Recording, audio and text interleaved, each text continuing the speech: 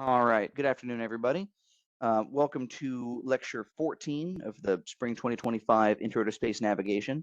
I want to go ahead and share my screen.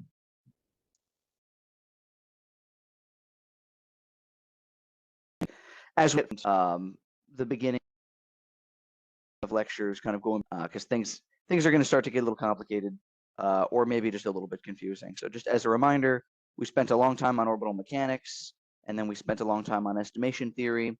We're now in a very short unit. It's only 2 lectures. So today is the end of the triangulation and trilateration lecture. We're going to learn about using distance measurements, that's trilateration, and using angular or line of sight measurements, that's triangulation, to determine your position. And then next class will be inertial navigation, which is a 1 lecture unit, which does not have a corresponding homework assignment. So you can kind of take it easy with the next lecture. Today, we will finish the content on homework 3, which is due in, I think, more than 2 weeks. So we got some time. Although I would prefer that you don't work on homework 3 over spring break. I want you to enjoy your break. So we can talk about kind of tweaking the deadline on that a little bit. But you get the idea. Today wraps up the homework 3 topic. Inertial nav is next, and then spring break. And when we come back, we'll talk about cameras and image-based navigation, which is near and dear to my heart. So I'm definitely looking forward to that. So what we talked about at the end of last class is we did this setup. Here we are. And I've decided that I don't like this notation. I'm going to go through and change this in notes today. So I have a few mistakes as I'm trying to kind of change the notation live. But what we have here is this pseudo range measurement. As a matter of fact, let's start today's lecture with a little diagram to make this all make sense. So we understand that GPS uses time of flight measurements, and essentially the time that the signal was being transmitted is related to the distance between you and the spacecraft. And we can never really measure the range. We measure something called the pseudo range, which is a function of the actual range and some clock bias term. And we can't really do anything about that clock bias term except to bring it along as sort of like a navigation stowaway, if you will. So it's like, I don't really want out of it. So today's lecture is triangulation and trilateration.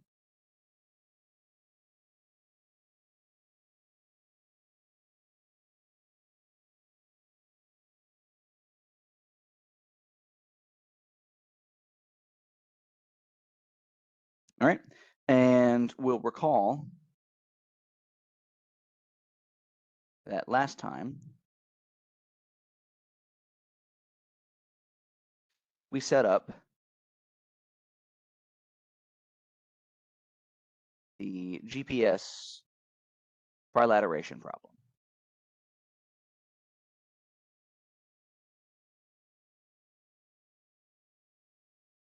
And that'll look like this.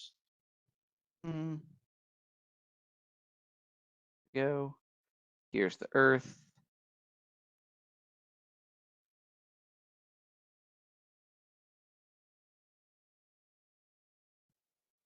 And let's say that there's a person on the surface of the Earth.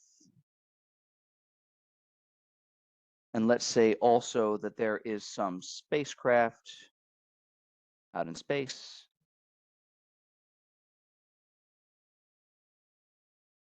Doing its thing. And we can measure this pseudo range term. So we're going to say that the person is at position R. So I'm changing the notation slightly from yesterday. Sorry, from last class. Last class we did RR and RTI for position of the receiver and then position of the IF transmitter. Just the way my brain works, I've changed my mind. The new notation is going to look like this.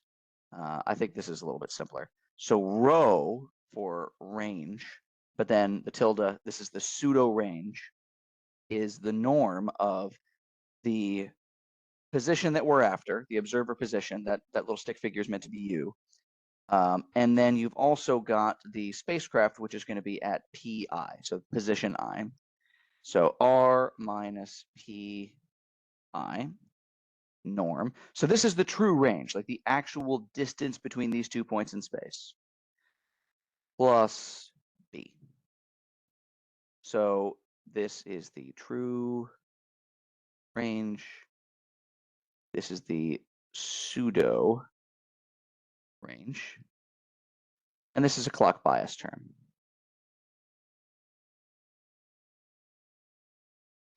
And the problem is solve for r given several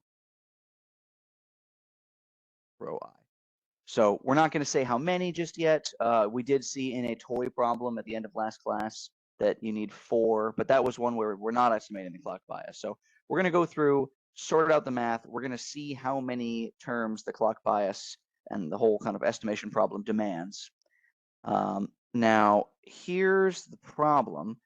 You might say, okay, Paul, we've talked about estimation problems. This looks like our measurement.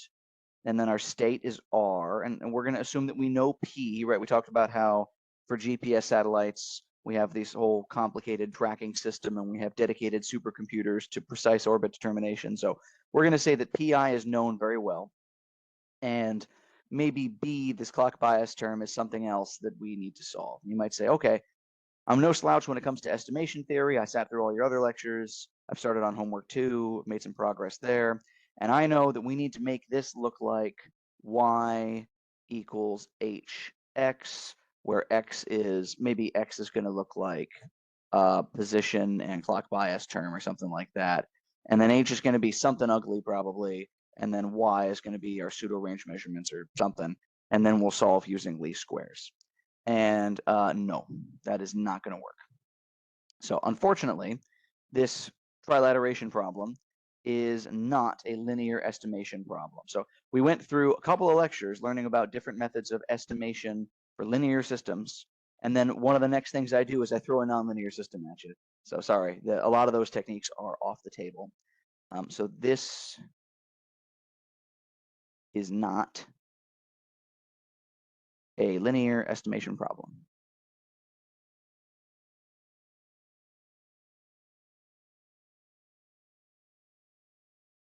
So least squares, weighted least squares, maximum likelihood estimation are all out.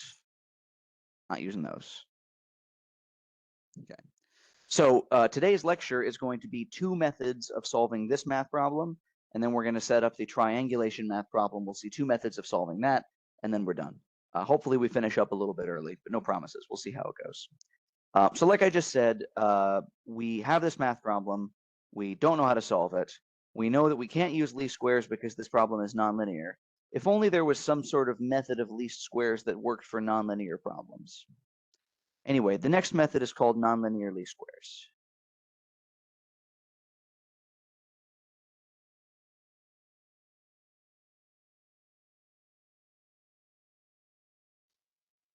And the whole process is something like this.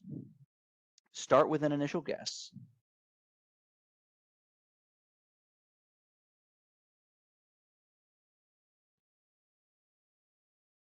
And then linearize the problem.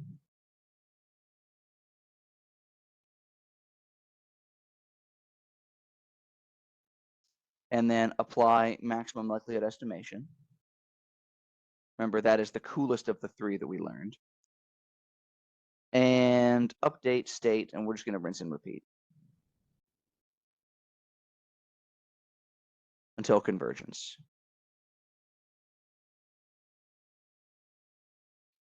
That's the whole procedure. So I'm going to say that our state is position and bias, which is a 4x1. We can see that here, this bias term, I call it a stowaway. This thing does not have a ticket to be on this train or this ship. It's just here anyway.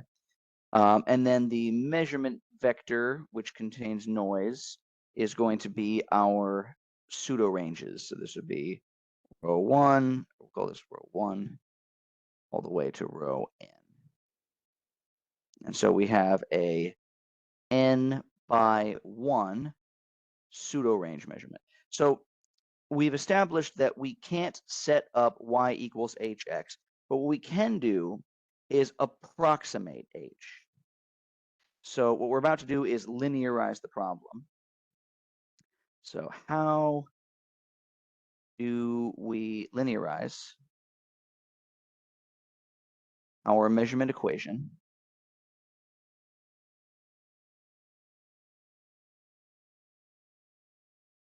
if we know, or I say if we roughly know our state?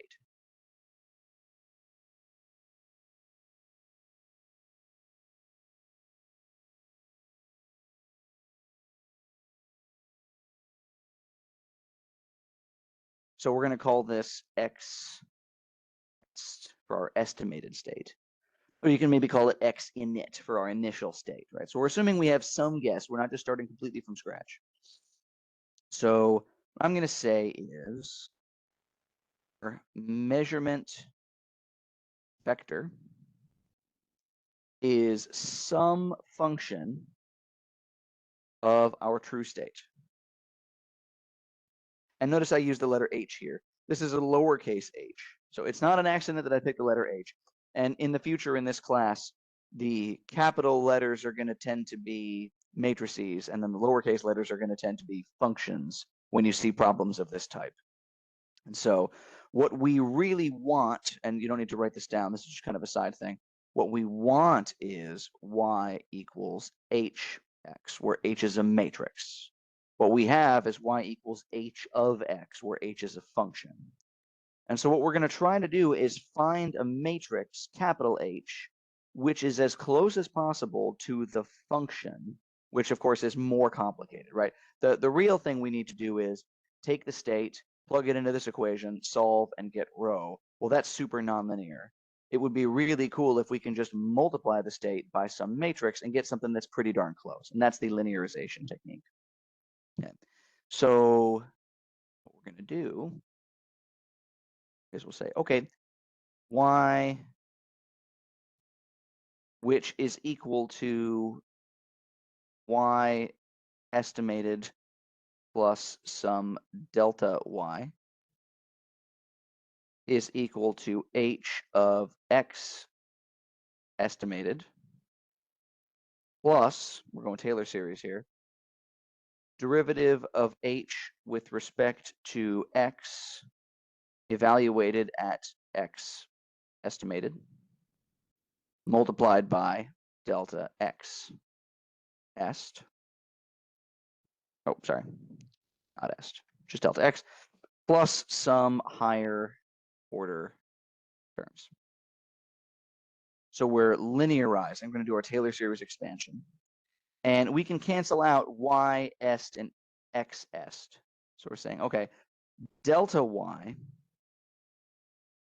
which is a deviation, right? We're saying, okay, we're no longer tracking the measurements. We're tracking the deviation of the measurements from what we would expect, is this delta h with respect to delta x evaluated at x estimated. All of this is a matrix, which we multiply by delta x. So we're going to call this h tilde. So it's not h because there is no h for a nonlinear least squares problem, but this is about as close as we can get. Up to a first order approximation, we say that delta y, our deviation of our measurement from what we would expect, is some matrix h times delta x, which is our deviation from our state from what we originally thought it was. That's kind of the idea. So, okay. The next step then is we need to show how to build this h. So we're going to have to actually go through and take this derivative. That's matrix vector calculus. And then we're going to say, okay, great, but that doesn't actually answer the question. This allows me to solve for delta x. I don't care about delta x, I care about x. And so then we'll go through and show the iteration, which leads us from an initial guess of x all the way to the final answer. Step time. for some partial derivatives.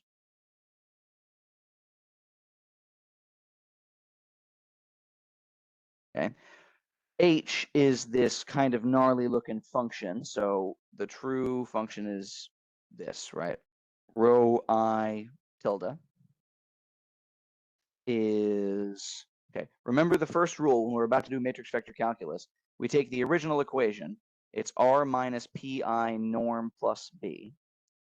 Whenever we're about to do matrix vector calculus, we need to take the equation and write it out to facilitate the chain rule, because the chain rule is definitely going to come into play here. So remember that any vector, R minus PI is a vector, norm, well, norm is really square root of the sum of the squares. And the way we would achieve that is say vector dot product with itself 1/2 power. So this is going to look like R minus PI and then R minus PI. So transpose here, all of this to the 1/2 power B. Same equation as before. It's going to be a little bit simpler to take some partial derivatives. Okay. Now, this is our measurement. You can think of this as y, right? Y is just a vector of several of these. X, well, remember X is our position and this clock bias term. Okay, so let's start with the easy one, right? Let's say, what is the partial derivative of rho I with respect to the bias? And this is not a rhetorical question. Does somebody want to take a stab at this matrix vector calc problem?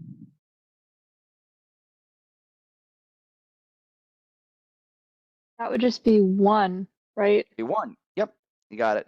So you've got, and this is actually not really even matrix vector. The next term is going to be a matrix vector calculus problem. This is just a scalar calculus problem. Yep. Now the next one, good job by the way, is the derivative of rho I with respect to position. Okay, which is going to be what? Okay, so we'll do this one together. Remember, we do the chain rule, so we move the exponent out front. This is going to be 1/2, and then the interior remains unchanged, right? So this is R minus PI transpose R minus PI. And then this is now negative 1/2, so we've reduced the exponent by 1. And then we multiply by the derivative of the interior, right? So we have R minus PI transpose R minus PI. The derivative of that with respect to R is going to be 2 R minus PI transpose. And then the derivative of B with respect to R is just nothing. Now, this 1/2 is going to cancel this 2. And when we're done, we see that this is really R minus PI transpose divided by the norm of R PI. All right. Now, are we done? Not yet. We need to assemble things. HI, so corresponding to the ith measurement, is going to be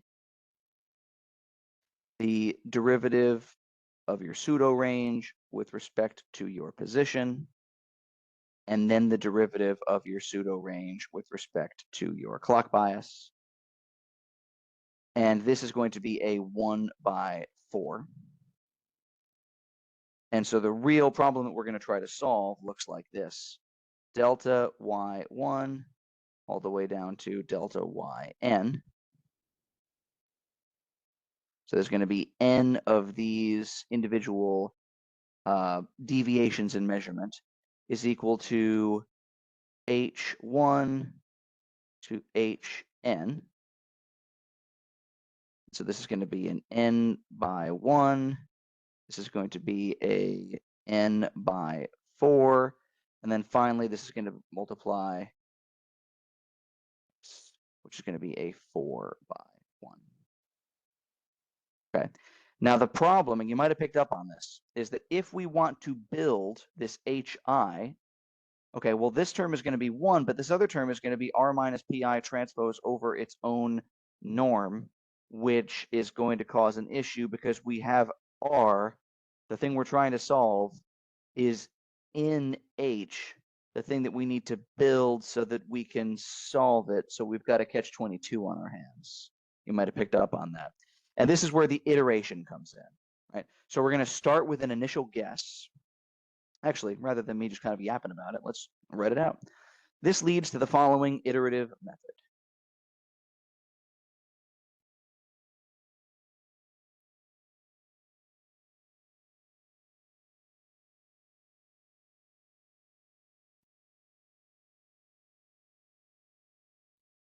Okay. Number one, assume some initial guess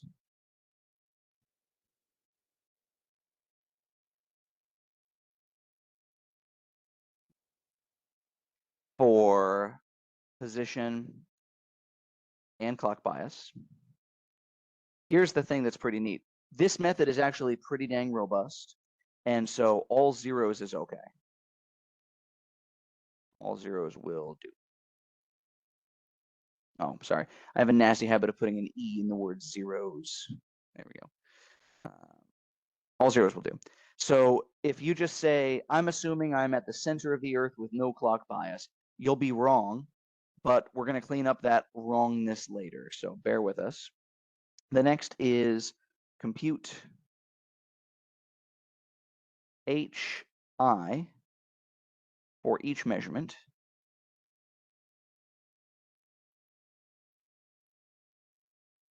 And then stack to get HI, the full matrix. Sorry, hang on, getting myself all confused. I implies for the ith measurement. There we go. We want the matrix H, which is this guy up here when we're done. Okay. Next is number 3. Okay. Remember, we're solving this not based on the measurements, but based on the deviations in measurements. Okay. So we actually need to go through and compute those as well. We're going to compute expected measurement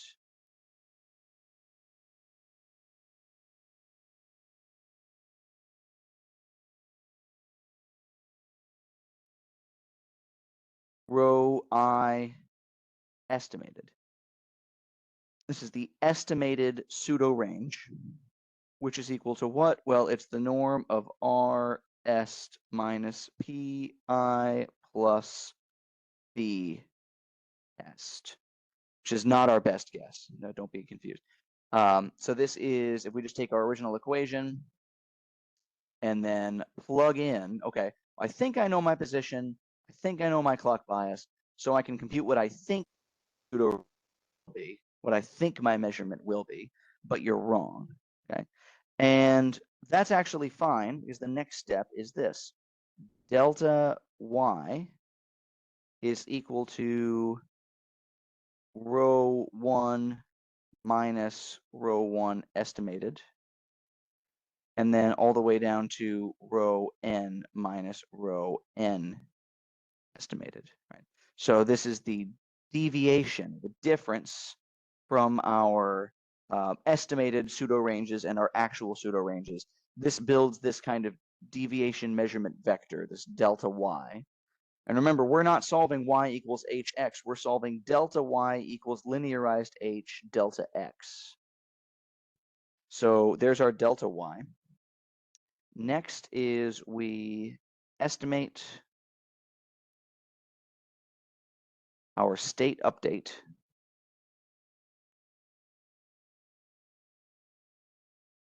with maximum likelihood estimation. Or in the instance where you wouldn't have R, now on the homework you'll be given R. We could just use regular least squares, but it's like, why not get the most juice out of the lemon that we can? And so this would look like this. Delta X is H transpose R inverse H inverse H transpose R inverse delta Y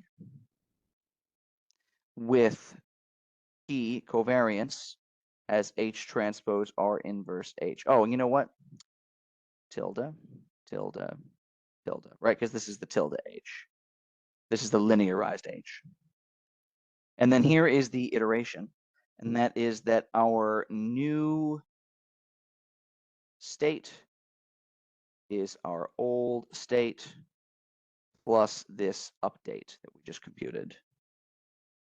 Okay. And then 5, we'll say once the norm of this update is small, and I'm going to say less than 1 meter, but it's up to you, we've converged. And that's it. So we start with an initial guess, we build H tilde, and then we also build our deviation of our measurement vector. We compute the deviation in our state, and then we update the state. And we do this over and over and over again until our updates become of negligible size, right? And you could do this infinitely. You'll always compute some finite small update to your state. But I'm going to say that when we're within a meter, we're pretty much done. We're not really going to clean that up very well from there. And so this would ultimately get us, after an iteration technique, we would get our state. We can find our position. So on the homework, you'll be given some satellite positions. Actually, I think I'm meaner than that. I think I give satellite orbit elements, and I have you compute the positions just to add one extra little kick. But I give you essentially enough information to compute the satellite positions. I give you a data table of pseudo range measurements, and I say, you tell me where on the surface of the Earth this person was. And I believe I asked for it in latitude, longitude, but it's straightforward to do Cartesian to polar coordinates. And that's it. So we're ready to do the first half of homework 3, or there's another method. So I'm about to teach you a kind of a competing alternate method of solving this math problem, which you might find. Let me pause here. Any questions on this so far? All right, good stuff. So one of the things that you'll learn in navigation, if you haven't already picked up on this, is that come up with a solid initial guess and then iterate until our residuals are small is a really good strategy that seems to work pretty often in navigation. However, it's not very satisfying. You know, it's kind of like when you watch a movie and the bad guy gets beaten, but the good guy doesn't get to deliver the one-liner. It's like, you know, yeah, but like this wasn't. I don't know. I feel like we missed something. It could have been better, right? At least that's how I feel about it. I get really excited for whenever you can solve a navigation problem analytically. So someone just sat down, filled a whole whiteboard with math, and you can solve it once rather than this guess and check and iterate business, which is fine. I mean, it gets the job done, but it's like, it could be more elegant. So I'm going to show you a more elegant solution, which, I mean, as much as this looks complicated, it's not that many equations. You can code it up in not that many steps. We're about to do one that looks more complicated, but actually it's fewer steps to code up. And that's really the key difference, is that we prefer, as navigators, especially if this is going to be like flight software that runs on a crummy little flight computer, we need very elegant solutions which run in as few steps and in as little computational expense as possible. So let me show you a harder way to solve this problem, which is simpler to code, and that is Bancroft method. Or Bancroft's method. I'm just going to say Bancroft.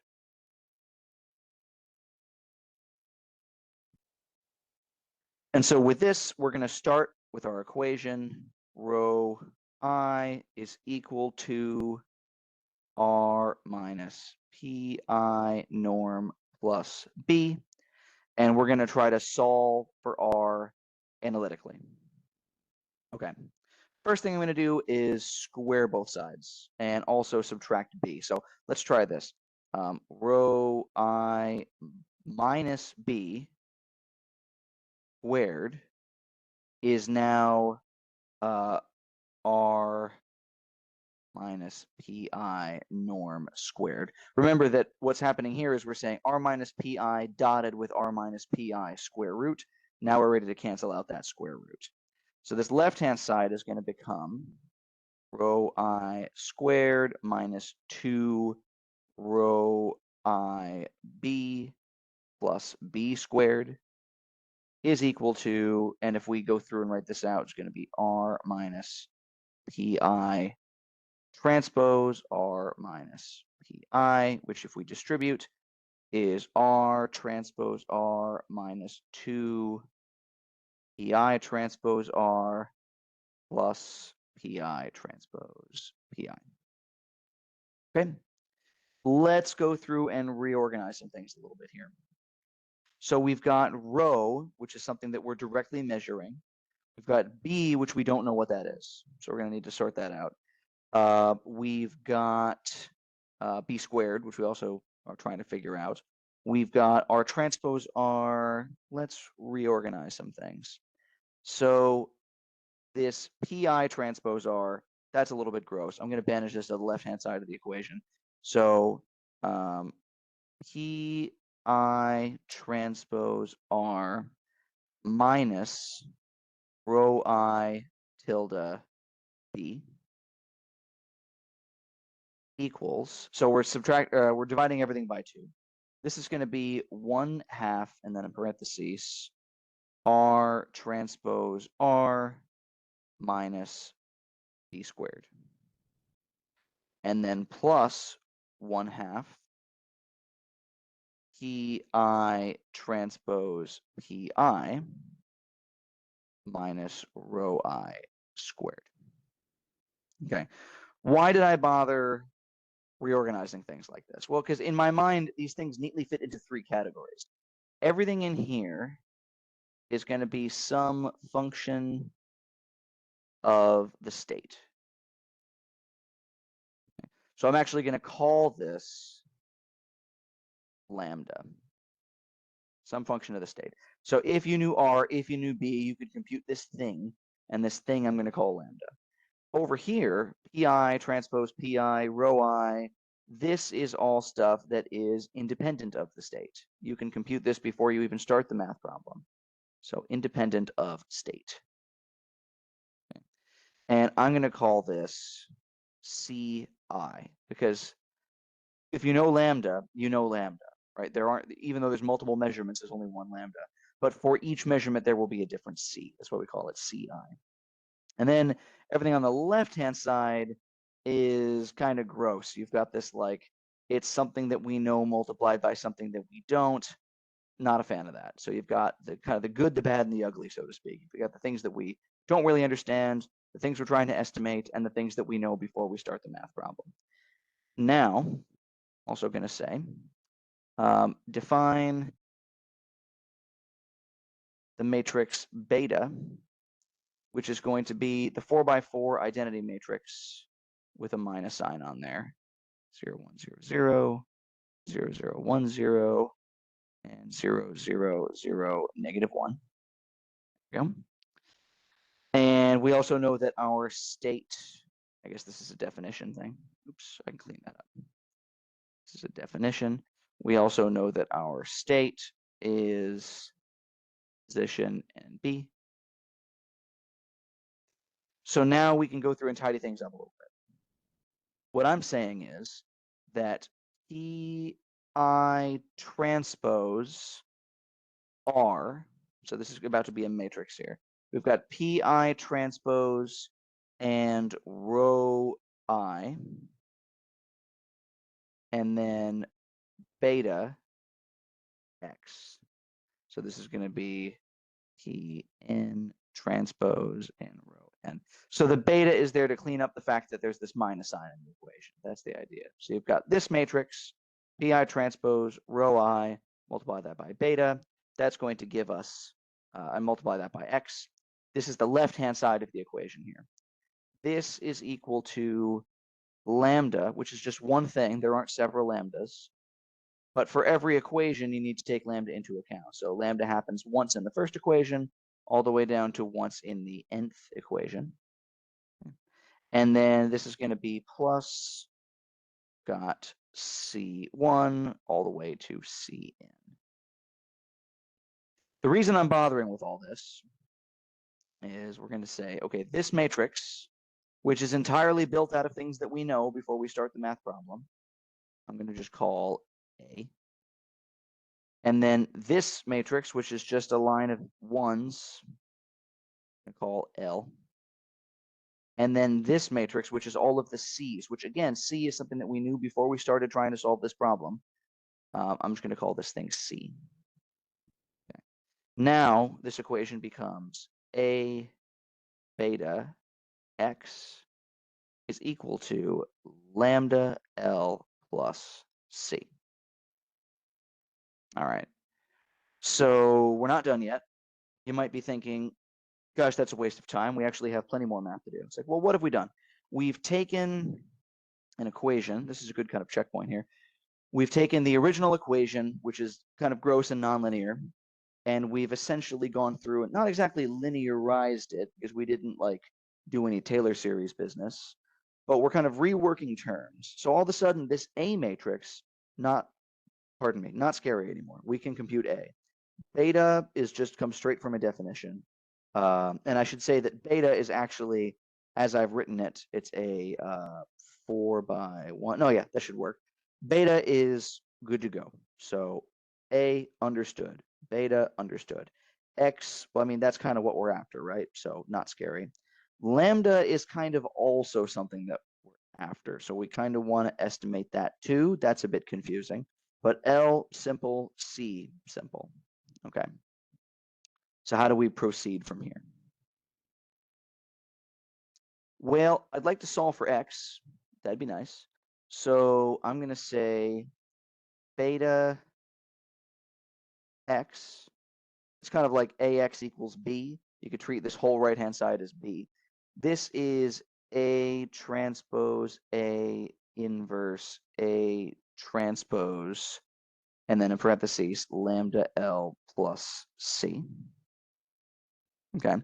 Now, just for simplicity, I'm going to define all of this. And you'll see that Bancroft is really good at this.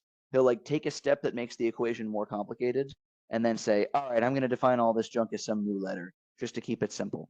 So I'm going to call all of this. So the new equation is beta times the state is equal to B, which again, B, it's based on A, something we know. So B, still not scary. This is going to be lambda BL plus BC. Okay. Again, we're going to simplify things. BL is going to work out to a vector, which we're going to call U. And then BC is going to be a vector, which we call V. So our new problem is beta X is equal to lambda U plus V. All right. So from this step to this step, we didn't really make things worlds easier, but we just kind of rearranged some things, we renamed some things. You can see we're pushing in the direction of trying to solve for X and lambda more or less at the same time. So we've got some more math to do next. So observe that beta X transpose times beta X is equal to X transpose beta X, which is equal to lambda U plus V transpose beta lambda U plus V. Okay. But you can also observe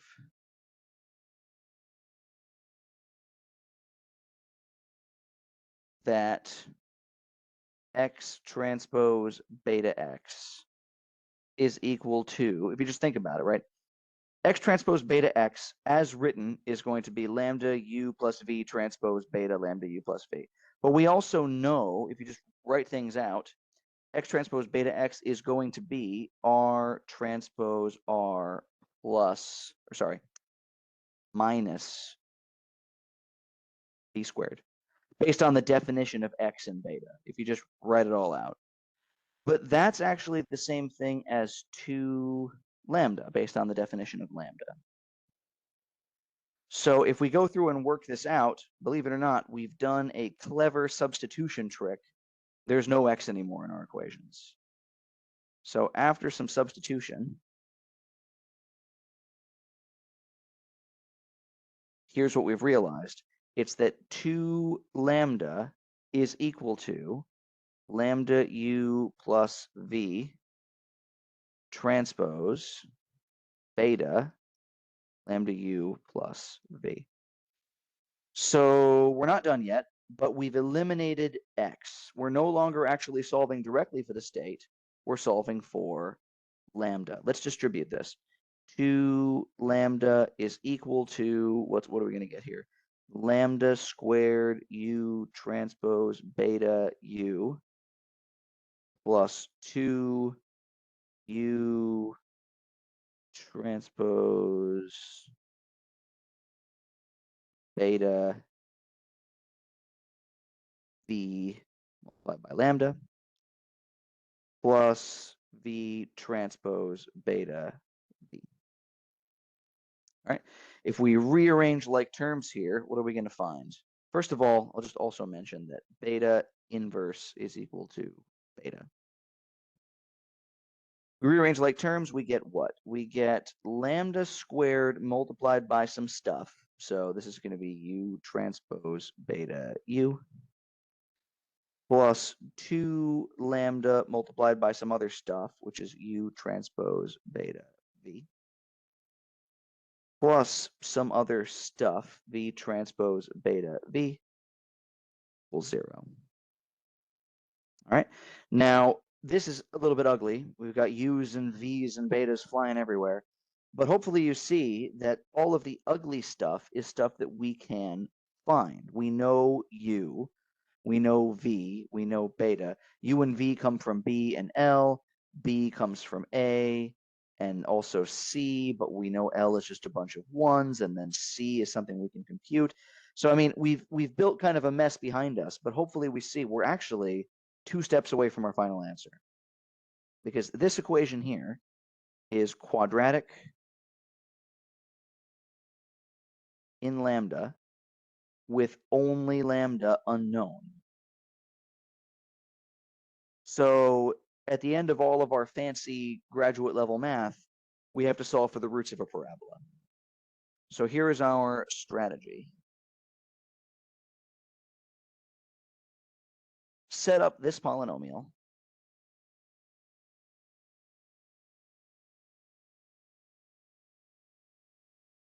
And then solve for lambda. And then remember the equation that we kind of left behind when we were doing substitution? Well, that was solving directly for x, which is equal to beta lambda u plus v. So we know u, we know v. Once we find lambda, we can solve for x, and we're done. That's the whole. Now, I'll caution that there will be, in general, 2 solutions for lambda. Remember that when we have a parabola intersecting a plane, in general, or intersecting a line, in general, there's going to be 2 solutions. Those could be 2 real solutions. They could be repeated real solutions. They could be 1 positive, 1 negative real solution. They could be complex conjugate pairs. If you're getting a complex number for lambda, something has gone wrong, right? Because lambda is meant to be some function of all, real numbers, essentially. So there will be 2 solutions for lambda, but only one will produce pseudo-range values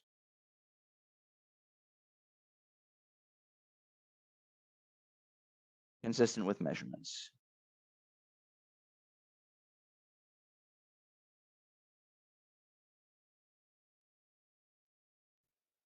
So what do? We just try both and keep what makes sense.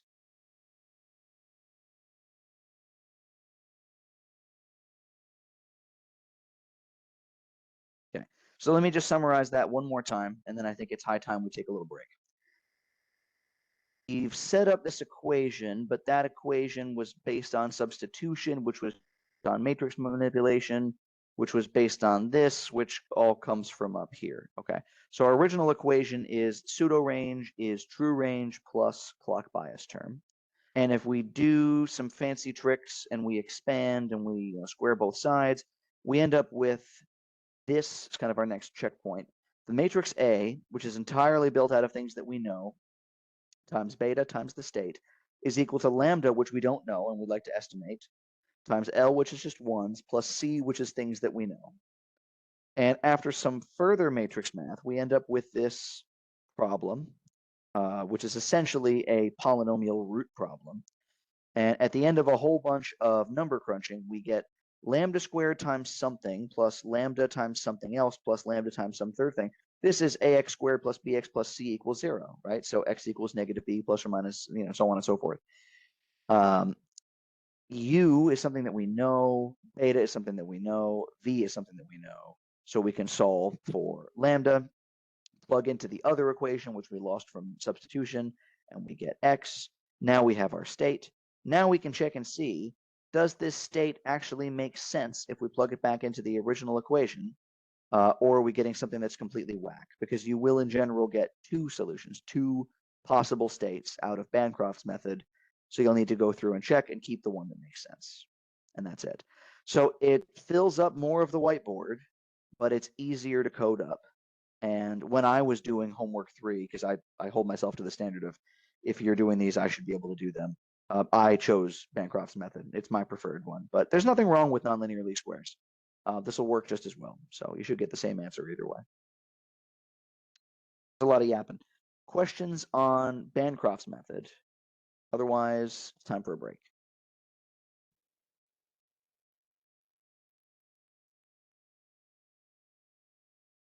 Okay, let's all take a break. It is 6:50 for you.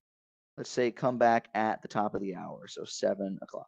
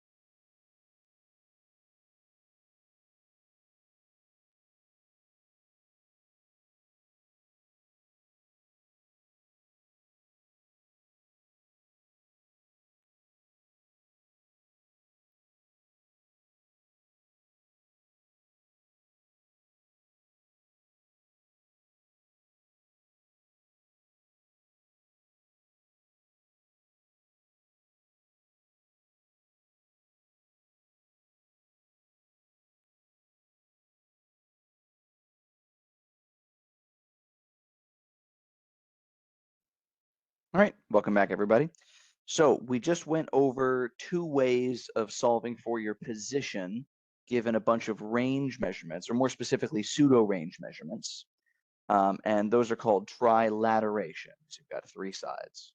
Although, in general, when we work these out, we'll typically need four or even more length solution. For the next kind of math, totally different. We have what's called triangulation.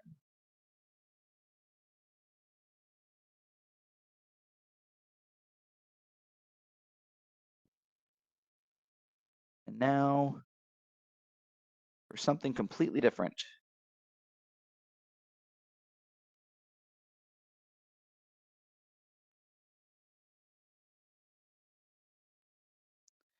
Using angles rather than ranges.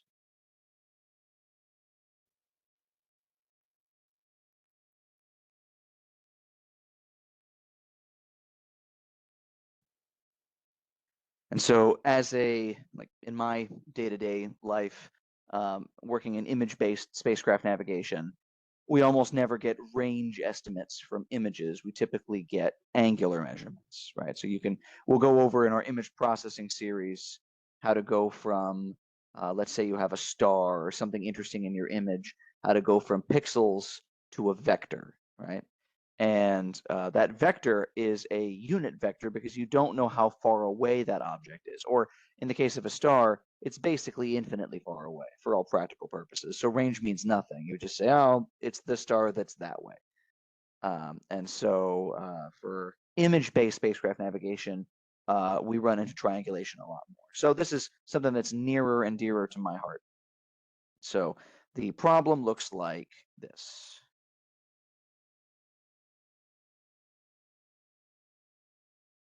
Imagine you've got some point, sorry, I'm gonna do this a little bit better, some point here, and some other point here. And imagine that you've got a spacecraft, or just an observer, it doesn't need to be a spacecraft, at position R. And you've got some landmark at position P1 and some landmark at position P2. Starting to look familiar. And in this case, what we're measuring is not the range, but the direction. So I'm going to call this, use U, yeah, U1. And I'm going to call this vector U2. And so the equation is going to look like this. R plus rho I U equals P I. So our position plus some unknown range. So you've got rho 1 and rho 2 here. Remember, before we were directly measuring the range. We never really bothered with line of sight, but we also had our clock bias, right? Now, let's say if we have a line of sight direction, say from an image or using some other technique, we're directly measuring U. This is unknown, and this is known. So we're switching around our knowns and our unknowns as we move from trilateration to triangulation. So let's start with this. How many measurements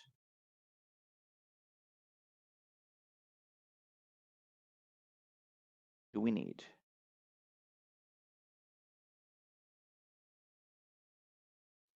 So position has 3 degrees of freedom, right? X, Y, Z.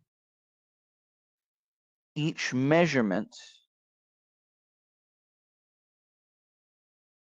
is a unit vector, and a unit vector has 2 degrees of freedom, right? You can think of it as azimuth and elevation because we don't know the distance, or the distance is 1. The distance is kind of meaningless, basically, right? Each measurement has 2 degrees of freedom. Therefore, we need 2 or more measurements of known landmarks. So as drawn, this could be, oh, we recognize this crater on the surface of the moon and we recognize this other crater on the surface of the moon, or it could be really anything. As long as you know the point in PI and you can identify it and then go, ah, okay, I've got my bearing, I've got my line of sight direction to this point, I've got my line of sight direction to this point. You could think of it as, okay, I know, and erase this, like we're not gonna write this down, but if I know that my line of sight direction to this point is this line of sight direction, then I lie along this blue line somewhere. And if I know that my line of sight direction to this point is what it is, then I lie along this red point somewhere, and you just get a line intersection problem. So 2 points is enough. I think it's amusing that for trilateration, you don't need 3 measurements, you need more. And for triangulation, you don't need 3 measurements, you need fewer. So neither of them is tri. I just think that's cute. And I will say also, note, for those of you especially that have experience with robotics and computer vision, triangulation is the junior version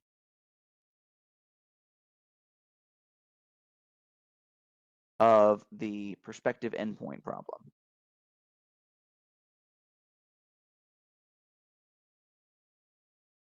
Or PNP problem, which we will talk about PNP in a different lecture.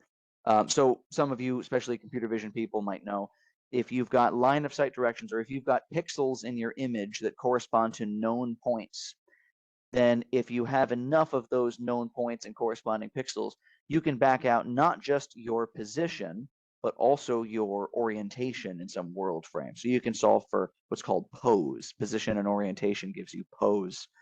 And so that is a pose problem. We're not going to be talking about that today. We're going to talk just about the triangulation problem. So just like with trilateration, I'm going to teach you 2 ways of doing it. You can do what you like. One of them is my favorite, and I'm not quiet about which one is my favorite.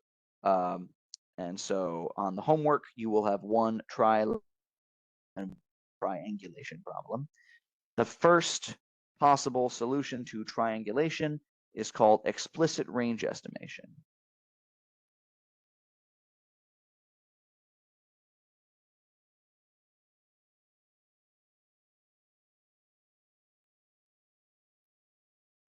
Yep.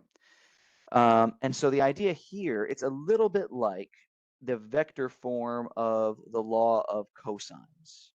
So you can think about the law of cosines from back in high school, going through and saying, okay, well, if I know, this angle and I know this angle, I can ultimately estimate the distance of the unknown side, that sort of thing. This is that scaled up into 3 dimensions. So let's go through and solve the problem. Problem starts like R plus rho I ui is equal to pi, where again, rho and r are our unknowns. So you might say, if I could use some fancy math tricks to get rid of r, then I can solve for rho I in terms of rho j, some other point. Because remember, we're assuming in general that we have at least 2 points, so we could say I and j. And that is the case. So you could think of it as r is pi minus rho I, but it's also pj minus rho j uj, right? And with this, we've done substitution. We can just drop the observer position. We can drop r, never actually solve for r until the very end of the problem.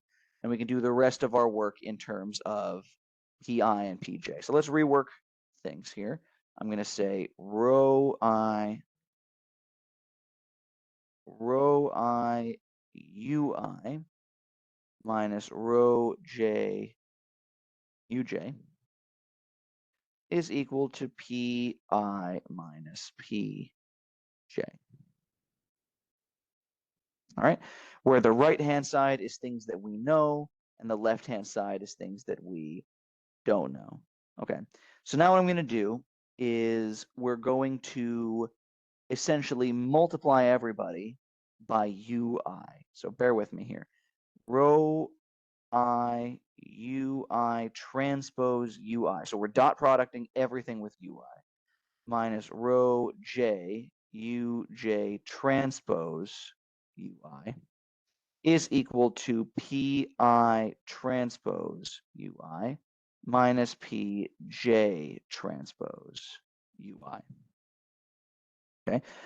Why do we bother with this? Well, ui transpose ui, that's just one, right? So our problem becomes, okay, rho I minus rho j times uj transpose ui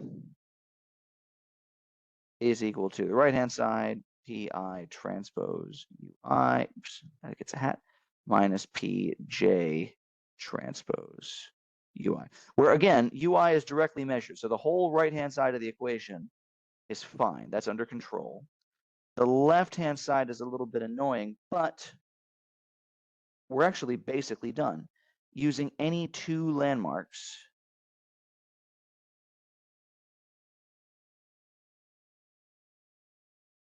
we can create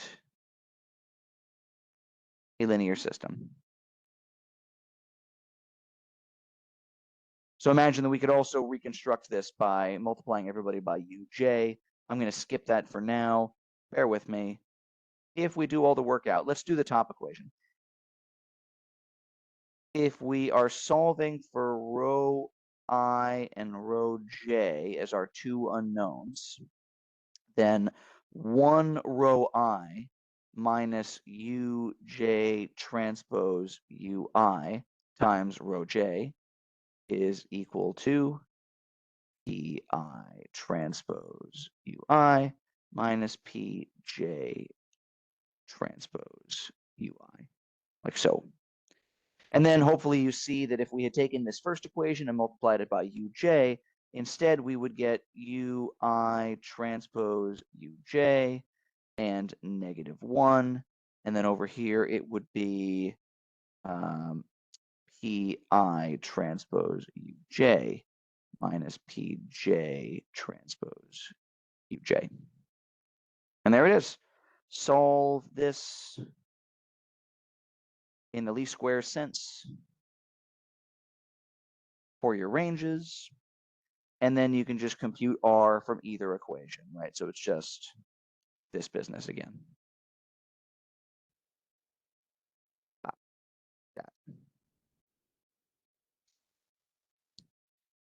And this is the way that might seem a little bit simpler. Let me add a few notes, and I'm biased. This is my less favorite of the two, but you can do it this way on the homework if you want to. Here's some things to know. In the absence of noise, measurement noise,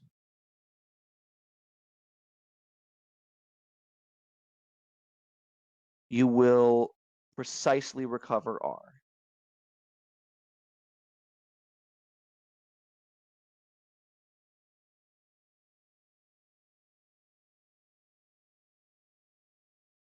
Here's the thing. In the presence of measurement noise,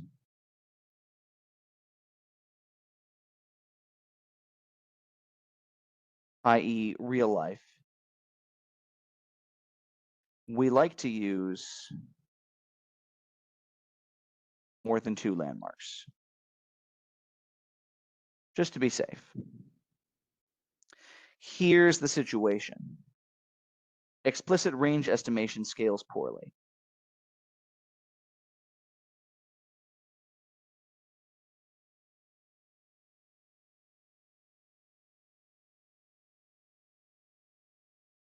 If you just have two measurements, then this is all well and good. But what if you have several measurements? Right? So you could think of this as two equations, two unknowns. But I'll say that three landmarks gives 6 equations and 3 unknowns. You might say, well, I'll only just bother solving 3 of those equations. Like, which 3? It gets really tricky. Or you might say, just in general, n landmarks gives 2 and choose 2 equations and n unknowns, which scales very poorly. So imagine you were doing, let's say, an image of the lunar surface with 100 landmarks in it. You would ultimately end up needing to solve 9,900 equations with 100 unknowns, which is completely intractable, right? We're not doing that. So in a situation where you've got 2 ranges or two landmarks, this is good to go. If we want to scale up, we obviously need to do something different. So I'll say in general,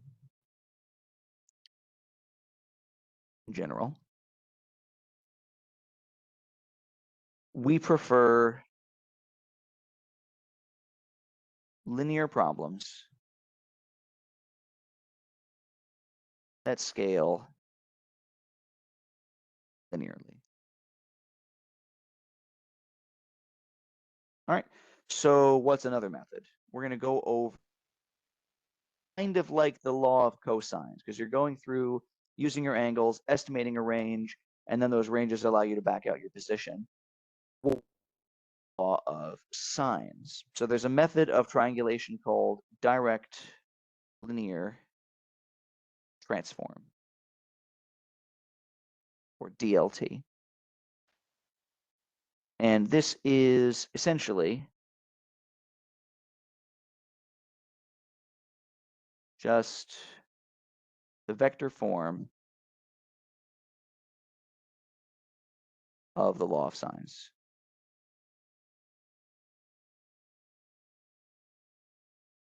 What we'll see is that rather than explicitly solving for the ranges and then backing out the position, we cleverly organize the equations to cancel out the ranges and never actually solve for the ranges, unless we decide that we want to solve for the ranges, right? And that's kind of an option.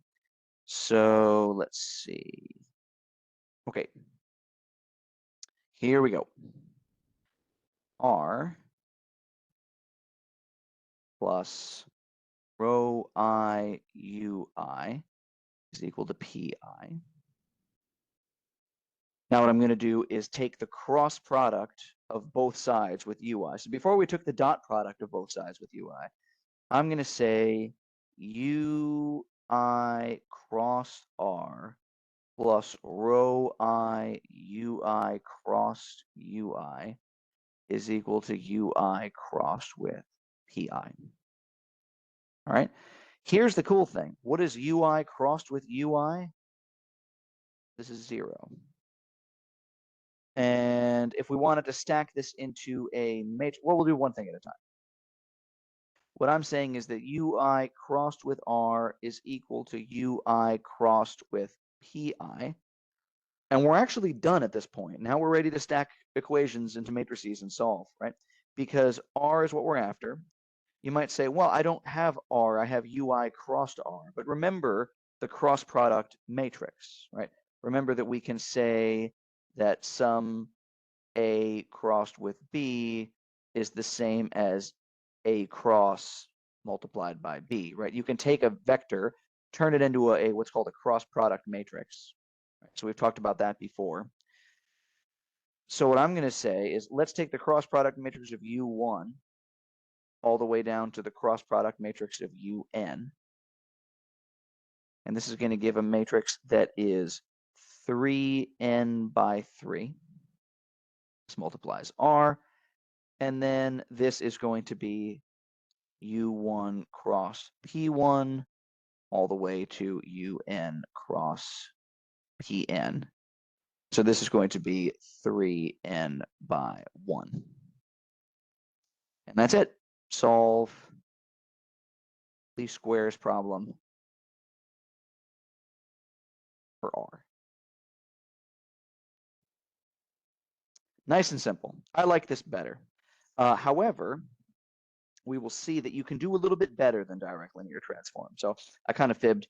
We're going to see direct linear transform, your version of direct linear transform.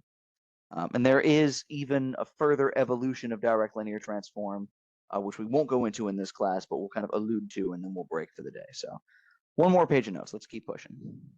So the DLT method is simple and scales well, but we can do better.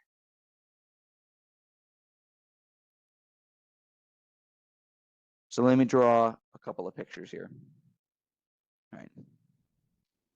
Imagine that you are flying over the surface of the moon, and you have a spacecraft here. And imagine that you've got some point of interest here, which you can measure your line of sight to, and some other point of interest over here, which you can measure your line of sight to. It comes down to noise. You can measure these line of sight vectors, but there's going to be a certain amount of uncertainty in your bearing vector, in your line of sight vector.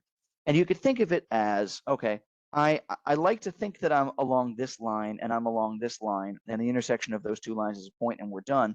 But really, you could think of it as I'm inside of a cone. Right? So you could say, okay, look, here's one cone. Draw that a little bit better.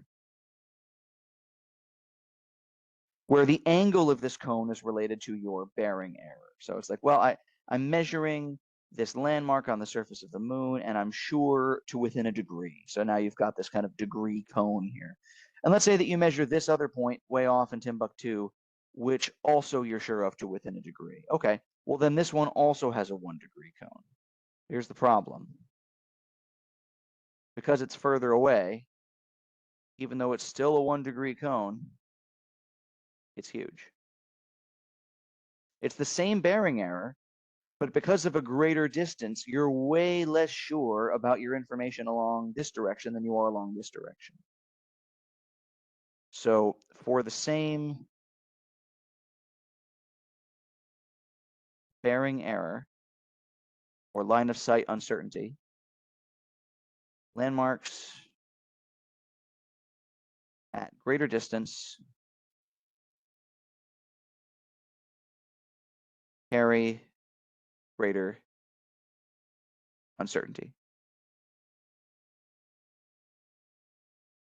Let's give an even more extreme example of this, right? Imagine that you are doing some interplanetary navigation and you are, let's say, here's some planet, here's some other planet.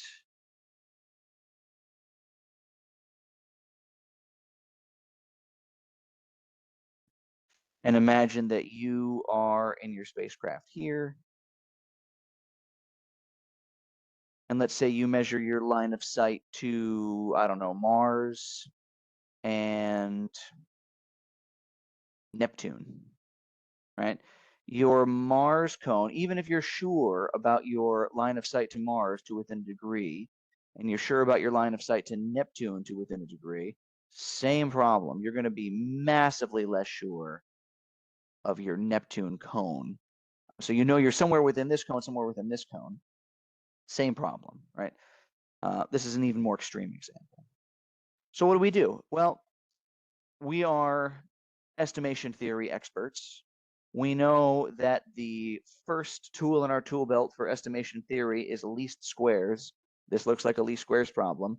We know that some least squares problems carry measurement geometries like this, where it would be foolish to weight all of these the same.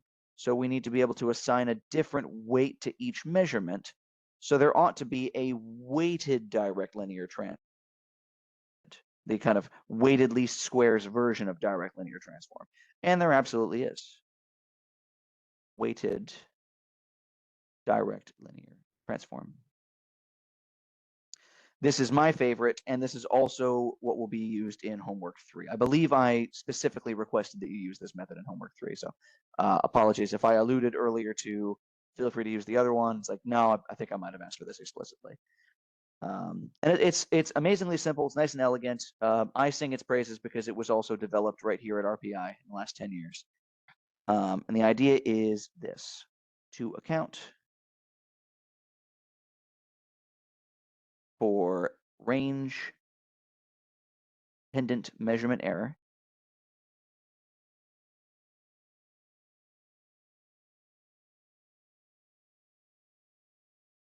we weight each measurement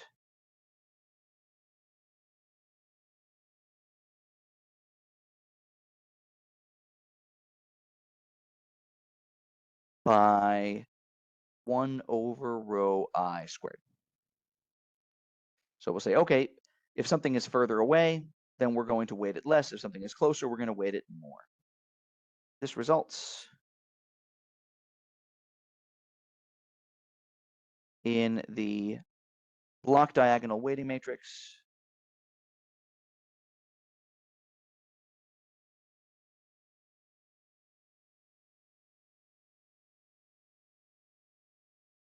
which looks like this. W is equal to 1 over rho 1 squared identity matrix 3 by 3, all the way down to 1 over rho n squared identity matrix 3 by 3, and then all zeros. So it's block diagonal. So you figure that's going to be a 3 by 3. Actually, I take it back. This is, when you evaluate it out, it's going to be a full diagonal. So there's going to be all zeros off the main diagonal, and then it's going to be 1 over rho 1, dot, dot, dot, 1 over rho 2, dot, dot, dot, so on and so forth, all on down the main diagonal. That is W. So you might have noticed a problem. We are solving, oh, and then remember R star is H transpose W, H inverse H transpose W, Y, right? Something like this. The problem is rho is something where we need to know the position of the spacecraft to know rho. So observe that we need the weights. Sorry, we need the ranges to know the weights. Sorry, I put that out of order.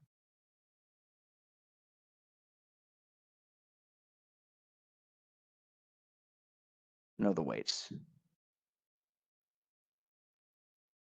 So how do we solve this? Step 1, set up and solve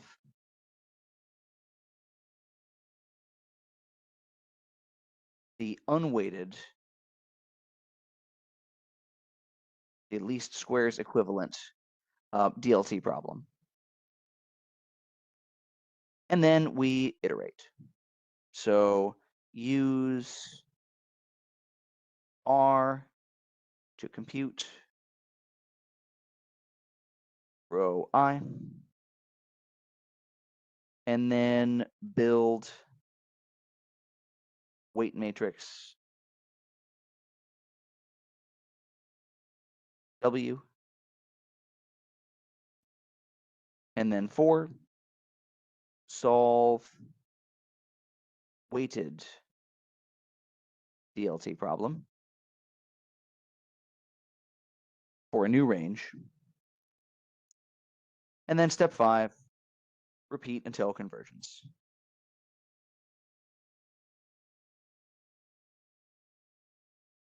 Which is usually rapid.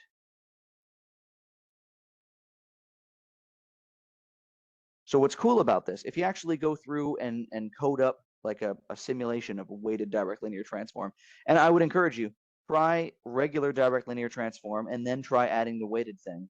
And what you'll see is that adding the weights and going through and doing this in an iterative sense will buy down your error substantially for really not that much extra effort, which I think is pretty slick. But you might be saying to yourself, well, you might be saying, Paul, I'm tired and I'd like to stop. Don't worry, we're almost done. You might be saying to yourself, a method of solving this problem that looks like least squares, solving this problem that looks like weighted least squares.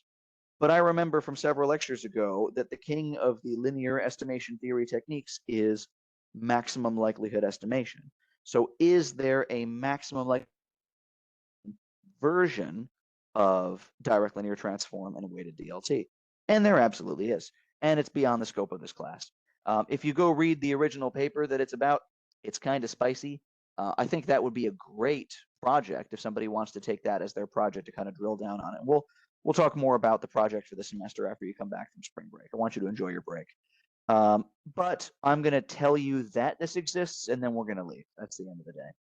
But this last algorithm is called the linear optimal sines triangulation algorithm, or LOST, which is a cute name for a navigation algorithm, I think. So the natural evolution of DLT and weighted DLT is some sort of MLE DLT, maximum likelihood estimation, direct linear transform. And that is exactly where we are here. So LOST is theoretically optimal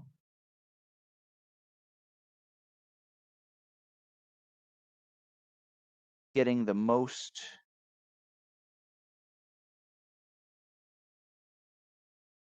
information or the best guess out of available measurements.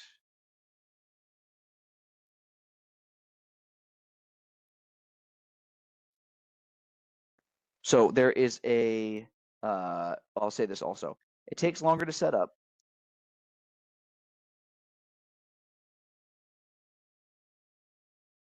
but it outperforms DLT and weighted DLT. And when I've coded it up, it's a little bit like those cost benefit curves where it's like, you'll get some error with direct linear transform and you'll clean up a lot of that error with weighted DLT.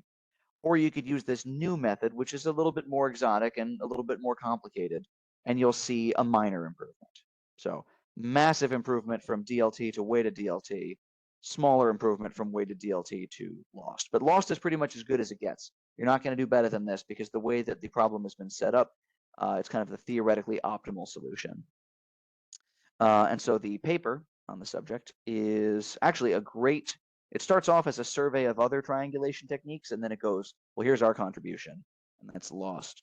The paper is Absolute Triangulation Algorithms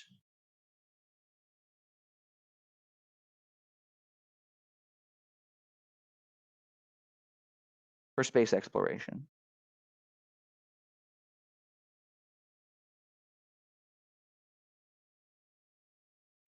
By Henry and Christian, 2022. So this is brand new stuff. So well, I don't need to write this out. We won't go in any detail in this class. This is just for your awareness. So that's all we'll say for now. For your awareness.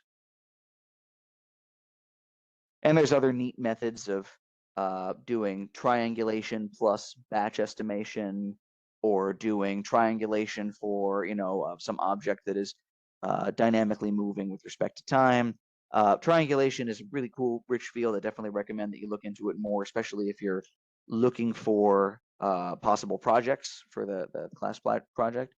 But for today, certainly for homework 3, weighted direct linear transform is plenty. So with that, I'm going to stop the recording. That's everything for today. I'm going to stick around and answer any questions that you might have, for example, on the homework. But yeah, thanks for coming, everybody. Hello.